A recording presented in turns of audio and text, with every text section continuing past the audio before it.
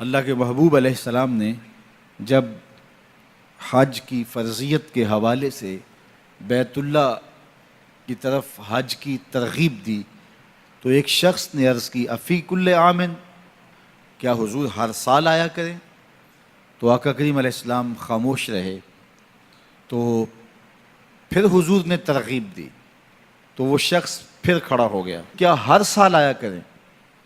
تو آقا کریم علیہ السلام نے فرمایا نہیں، لو قلت نعم لوجبت، اگر میری زبان سے ہاں نکل جاتی تو ہر سال ہی واجب ہو جاتا، اور اگر ہر سال واجب ہوتا تو تم ہر سال ادا کرنے کی طاقت نہ رکھتے۔ تو حضور کی زبان سے اگر ہاں نکل جائے تو وہ دین بنتا ہے۔ لو قلت نعم لوجبت، اگر میری زبان سے ہاں نکل جاتی اور اگر میں ہاں کہہ دیتا تو وہ واقعہ ہی واجب ہو جاتا۔ وہ زبان جس کو سب کن کی کنجی کہیں، اس کی نافذ حکومت پہ لاکھوں سلام۔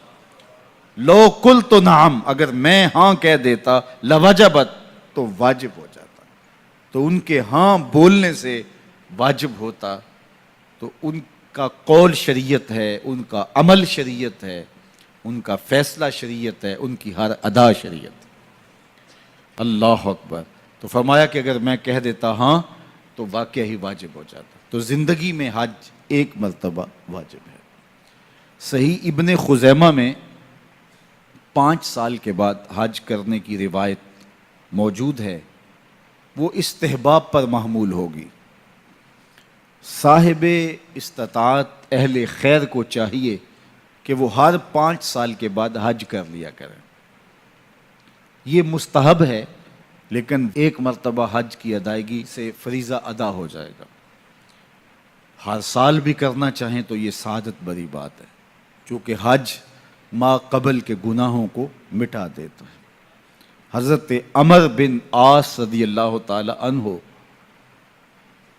حضور کی خدمت میں حاضر ہوئے اور عرض گزار ہوئے ابسط یمینہ کا ابایے کا، حضور اپنا دایاں ہاتھ آگے بڑھائیے، میں آپ سے بیعت کرنا چاہتا ہوں۔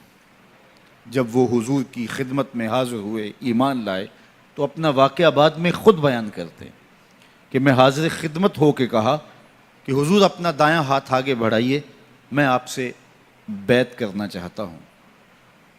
آقا کریم علیہ الصلوۃ والسلام نے ہاتھ آگے بڑھایا، فقبضت یدی، تو کہتے ہیں میں نے اپنا ہاتھ پیچھے کھینچ لیا۔ تو آقا کریم علیہ السلام نے فرمایا کہ یہ کیا ہوا؟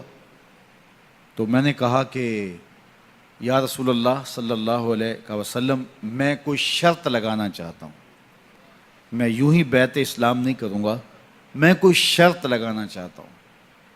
تو آقا کریم علیہ السلام نے فرمایا لگاؤ، کیا شرط لگاتے ہو؟ تو اس نے کہا کہ میری شرط یہ ہے کہ میری بخشش فرما دی جائے۔ تو آقا کریم علیہ السلام نے فرمایا کہ اسلام ما قبل کے سارے گناہوں کو مٹا دیتا ہے۔ دوسری بات ارشاد فرمائی، ہجرت ما قبل کے سارے گناہوں کو مٹا دیتی۔ اور تیسری بات ارشاد فرمائی، وَأَنَّ الْحَجَّ يَهْدِمُ مَا كَانَ قَبْلَهُ، اور حج ما قبل کے سارے گناہوں کو مٹا دیتا۔